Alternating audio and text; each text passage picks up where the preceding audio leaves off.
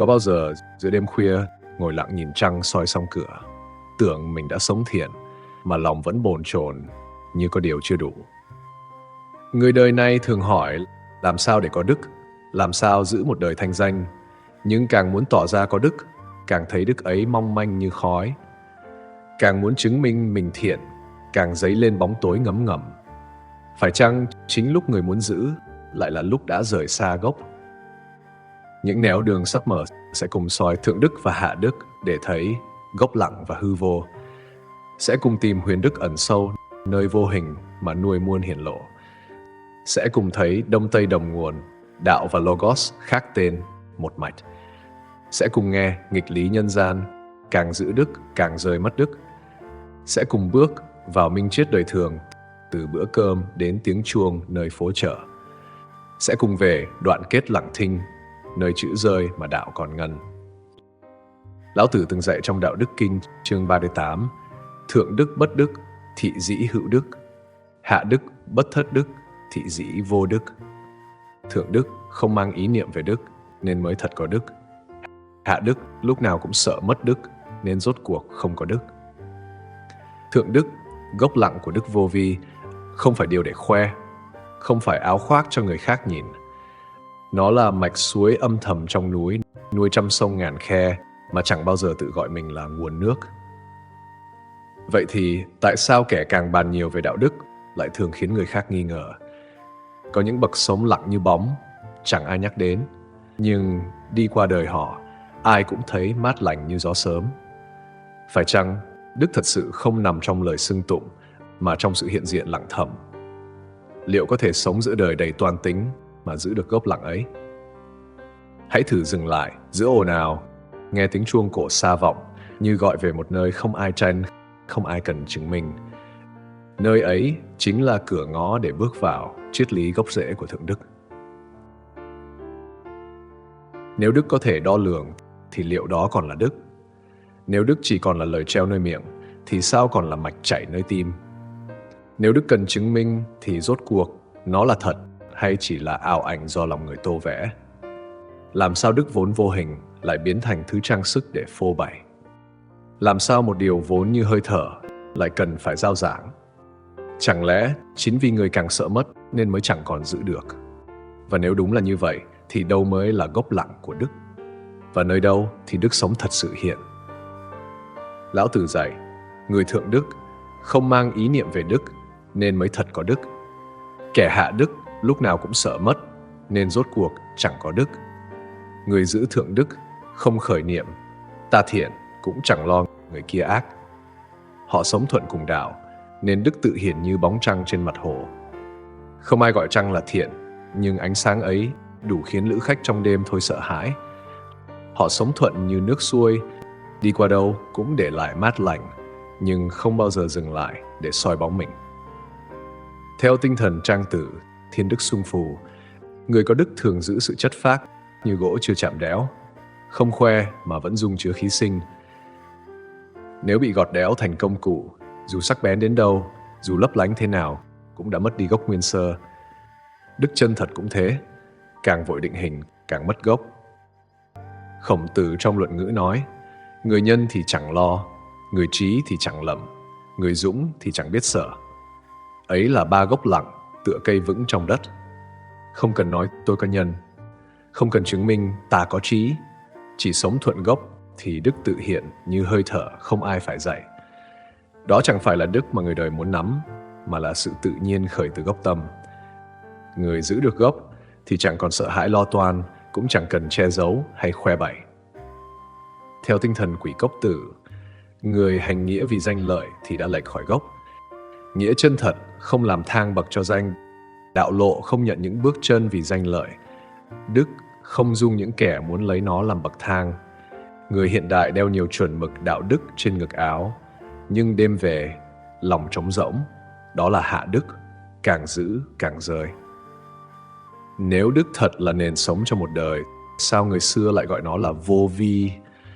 Bởi vô vi chẳng phải là không làm, mà là làm mà chẳng vướng cái ta. Nước chảy khắp nơi chẳng hề nghĩ mình ban ân, mà vạn vật đều sống nhờ. Người giữ thượng đức, hành mà như không hành, ở mà như không ở, không muốn lưu dấu, nhưng dấu ấy lại bền hơn cả bia đá. Vậy, gốc lặng của Thượng Đức ở đâu? Ở nơi không còn chấp niệm, ta có đức. Ở nơi vô vi, hành mà như chẳng hành. Ở nơi sống thuận đạo, chẳng hề lưu dấu. Lão Tử gọi đó là Thượng Đức. Trang Tử gọi đó là khúc gỗ chưa đẽo. Khổng Tử gọi đó là nhân, trí, dũng, chẳng cần nói. Quỷ Cốc Tử gọi đó là nghĩa chẳng vì danh. Tất cả đều chỉ về một gốc. Đức thật là đức vô vi. Và chính nơi đây, cửa đạo hé mở. Thượng Đức không còn là khái niệm để học, mà là suối nguồn để trở về. Nhưng làm sao để người hiện đại giữa cuồng phong danh lợi thấy được gốc lặng ấy? Chúng ta phải đi tiếp vào những dẫn chứng và luận điểm sâu hơn để thấy cách cổ nhân đã soi đường. 1. Huyền đức, căn gốc của Thượng Đức. Trong Đạo Đức Kinh, Lão Tử không chỉ nói về Thượng Đức và Hạ Đức, mà còn dẫn về một tầng sâu hơn, huyền đức. Huyền chi hữu huyền, chúng diệu chi môn. Ẩn rồi lại ẩn, chính là cửa của muôn màu nhiệm. Nếu Thượng Đức là gốc lặng, thì huyền đức là gốc của gốc, nơi không còn gốc để gọi. Như hang sâu không đáy, tưởng là trống, mà lại là chỗ phát sinh muôn tiếng vang. Đó là huyền đức, không thấy, mà mọi thấy đều từ đó sinh. Thượng Đức còn có thể thấy qua hành xử, người sống mà chẳng khoe, người làm mà chẳng chấp. Nhưng huyền đức thì chẳng thể thấy, chỉ có thể cảm, như bóng tối của trời đêm ôm trọn vạn tinh tú. Trang Tử trong Thiên Đức Xung Phù chép chuyện Đạm Thai Sư. Ông sống trong hẻm tối, áo rách, ăn cơm thô, chẳng bao giờ nói đến đạo hay đức. Nhưng ai gặp ông dù chỉ một lần cũng cảm thấy tâm mình lắng dịu. Người đời gọi đó là khí đức tràn đầy, mà chẳng hề hiện ra nơi hình tướng. Ấy chính là huyền đức, ẩn mà thấm, im lặng mà vang xa. Đức ấy chẳng cần ai biết, chẳng cần ai ca, nhưng ngấm vào mọi thớ gỗ, len vào từng hơi thở, như mạch nước ngầm trong núi, không thấy, nhưng nuôi nghìn vạn khe. Đức thật giống như mây, chẳng giữ hình, chẳng cần khoe, mà vẫn che mát muôn loài. Người sống bằng huyền đức, chẳng cần nghĩ mình đang hành thiện, cũng chẳng lo bị đời quên, bởi họ là mạch sống lặng, không mang hình, nhưng vạn vật đều nhờ đó mà tồn. Hãy hình dung một chiếc chuông đồng cổ, nó đứng im lìm, không khoe, không rung. Chỉ khi gió chạm, âm ngân vang khắp núi sông. Đức cũng vậy, tĩnh lặng trong gốc, nhưng khi nhân duyên khởi, lại lan xa hơn mọi lời giao giảng. Người giữ huyền đức được gọi là vô vi nhi vô bất vi, chẳng khởi tâm làm mà không gì là không thành. Đó chính là đại dụng của vô vi. 2. Đông Tây đồng nguồn. Minh triết không chỉ thuộc riêng Đông phương. Nếu Lão Tử nói Thượng Đức bất đức, thị dĩ hữu đức, thì Marcus Aurelius, bậc hiền đế La Mã, lại viết: đức hạnh chẳng cần khen ngợi, vì tự nó là ánh sáng. Heraclitus, nhà hiền triết Hy Lạp, từng dạy con người phải sống thuận theo Logos chung. Logos, trong mắt ông, là nguyên lý vũ trụ, trật tự huyền nhiệm chi phối vạn vật. Ở đây, Logos không chỉ là lời nói, mà là nguyên lý chung của vũ trụ, tương đồng với đạo trong lời Lão Tử, con đường vô hình vận hành trời đất. Đông nói đạo, Tây nói Logos, khác tên, cùng mạch. Cả hai đều khuyên, đức thật không phải là sự ép buộc bên ngoài, mà là thuận cùng dòng huyền vi. Cũng như nước, phương Đông ngợi ca thượng thiện nhược thủy, nước không tranh mà nuôi vạn vật. Ở phương Tây, Seneca, triết gia khắc kỷ, viết: người sống thuận tự nhiên chính là người sống hiền minh nhất. Đều là một ý, khi sống thuận cùng dòng thì đức tự thành, chẳng cần nắn uốn. Minh triết Đông Tây giao hội chỉ để chứng rằng đức vốn không biên giới. Người biết sống thuận, ở đâu cũng thành gốc bền. Và để thấy minh triết ấy không chỉ trong sách mà đã hiện ra nơi lịch sử nhân loại, hãy nhớ chuyện Cincinnatus trong sử La Mã. Ông là lão nông, sống nghèo, ngày ngày cày ruộng. Khi La Mã gặp nguy biến, dân chúng cử ông làm nguyên thủ nắm quyền tuyệt đối. Cincinnatus khoác áo nông dân, bỏ cày để lãnh binh. Chỉ trong 16 ngày, ông dẹp loạn, cứu nước. Xong việc, ông không giữ quyền, không tìm vinh hiển, mà trả ân tín, trở về ruộng cày như trước. Người La Mã kính phục, truyền tụng tên ông như biểu tượng của đức hạnh. Nhưng chính Cincinnatus chưa từng tự gọi mình là người có đức. Đó chính là thượng đức, làm mà như không làm, danh đến mà không cần, công thành mà không ở lại. Một đời bình lặng nhưng tỏa sáng hơn mọi ngai vàng. 3. Nghịch lý nhân gian, kẻ giữ đức càng mất đức. Lịch sử từng có bao nhân vật càng muốn chứng minh mình liêm chính, càng khiến người nghi ngờ. Quan Thanh Liêm thời cổ, ngày ngày treo chữ liêm nơi công đường, mà cuối cùng dân chẳng còn tin. Trái lại, một lão tiều phu nghèo bên núi, chẳng bao giờ nói thiện, chẳng bao giờ nhắc đức, nhưng cả làng khi cần cậy nhờ, ai cũng tìm đến ông, bởi sự thật chẳng ở trên miệng mà ở hơi thở sống mỗi ngày. Trang Tử từng kể ngụ ngôn về người bắt cá. Người bắt được cá thì quên lưới, người nắm được ý thì quên lời. Đức cũng thế, người nào còn chăm giữ là người chưa thật có, người nào chẳng còn giữ thì đức tự nhiên tỏa ra. Ngày nay, người trẻ sống trong áp lực phải tử tế, phải chuẩn mực, phải tốt, nhưng chính gánh nặng ấy khiến họ mệt mỏi. Họ không biết rằng đức vốn không phải gánh nặng mà là hơi thở. Một khi biến hơi thở thành công cụ, ắt sẽ nghẹt thở. Càng gồng, càng nghẹt. Chỉ khi buông gánh ấy xuống thì thở mới thành tự nhiên. Chỉ khi không còn sợ mất thì gốc lặng của đức mới hiện. Thế nên, nghịch lý nhân gian là vậy. Kẻ nói nhiều về đạo đức thường bị nghi ngờ. Kẻ chẳng bao giờ nói lại thành nơi an trú. Người cố nắm đạo đức lại hóa thành gánh nặng cho mình và kẻ khác. Người buông hẳn lại tự nhiên thành chỗ nương cho đời. Chính ở điểm này, người học đạo phải soi thật sâu. Đức không nằm ở chỗ có, mà ở chỗ không nắm giữ. Sử ký chép chuyện Nguyên Hoành, ẩn sĩ nước Tề. Ông sống nghèo, áo cỏ, ăn rau dại, không nhận chức, không nhận lộc. Vua Tề nhiều lần sai sứ đến mời, nhưng ông đều lặng lẽ từ chối. Người đời thấy ông chẳng hề nói đến đạo đức, chẳng hề giao mình là hiền, mà cả vùng ai cũng kính, coi ông như gốc cây che mát trong hè, như giếng nước trong giữa đồng. Nguyên Hoành từng bảo học trò, đức chẳng phải là điều để giữ, giữ tức là mất. Chỉ cần thuận lẽ trời đất thì tự nhiên người khác thấy an khi ở gần. Đó là thượng đức, không cầu danh mà danh tự đến, không giữ đức mà đức tự hiện. Khi soi qua 3 tầng minh triết, từ huyền đức làm gốc đến sự đồng nguồn đông tây, rồi nghịch lý nhân gian càng giữ càng mất, người nghe hẳn đã thấy đức không phải để bàn mà để sống. Ở đây mạch đạo khẽ đổi. Từ lời cổ nhân chúng ta bước sang nhịp đời thường. Từ tượng mây, núi, chuông, trăng, chúng ta trở về với bữa cơm, lời nói, bước đi. Đức không ở trong tháp ngà mà trong từng hơi thở giản dị. Chính lúc này ta rời trang sách mà bước vào đời sống, nơi thượng đức không còn là triết lý mà thành lối sống thầm lặng. Đức không ở trên cao cũng chẳng ở trong sách. Đức ở nơi mỗi sáng mở mắt biết hít một hơi dài mà không vội, ở nơi mỗi lời nói ra không để tổn thương lòng người. Người giữ thượng đức không cần rời núi rừng, không cần khoác áo đạo nhân. Họ có thể là người mẹ dậy sớm, nấu bữa cơm đong đầy yêu thương. Họ có thể là người công nhân, giữ vững tay nghề dù chẳng ai nhớ tên. Họ có thể là người thương gia, biết đủ nên chẳng gạt gẫm ai. Đó là đạo trong đời, lặng mà bền hơn muôn lời thuyết giảng. Lão Tử dạy, thượng thiện nhược thủy, nước không chọn chỗ, cứ lặng lẽ nuôi sống vạn loại. Người biết giữ đức, ở cảnh nào cũng an, làm việc nhỏ mà chẳng thấy mình nhỏ, làm việc lớn mà chẳng thấy mình lớn. Ấy mới thật sự là vô vi trong hữu vi.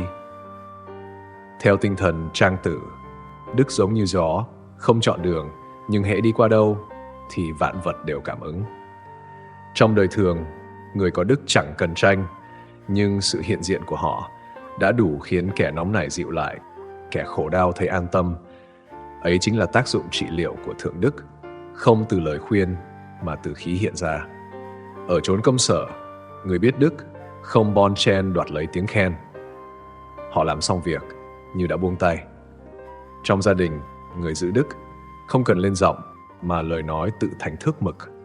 Trong xã hội, người có đức chẳng cần gắn danh người tử tế mà hành xử tự nhiên đã khiến người kính phục.